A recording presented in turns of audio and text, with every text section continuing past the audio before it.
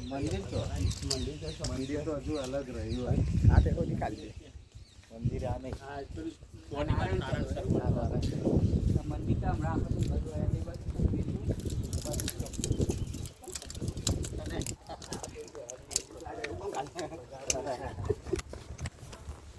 ખરું ભાઈ ખરું.